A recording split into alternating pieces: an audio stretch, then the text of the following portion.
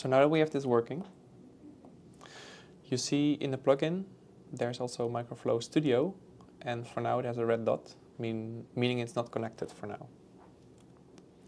So if we go to Microflow Studio, instead of going directly to MQTT, we can remove that, and we can add a new node for Figma directly.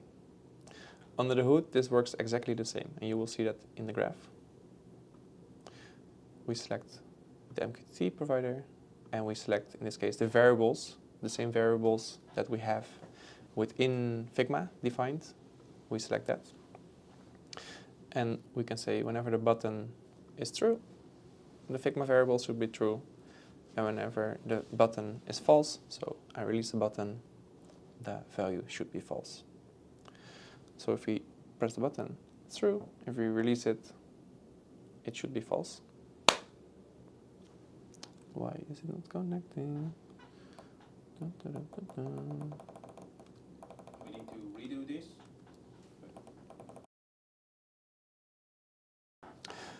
So whenever we press the button, you can see the same signal, goes to true, and you can see it flips it here in the UI already, and whenever we release it, you see another signal, and it goes to false.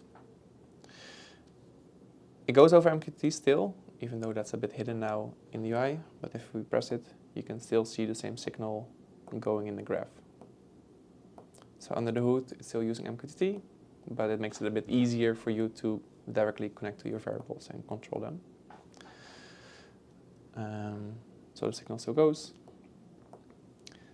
And if we go to Figma, we can still see that switch being flipped over, and we can see that indeed Microflow Studio has been connected. So the plugin and the tool know they are connected with each other and can talk to each other.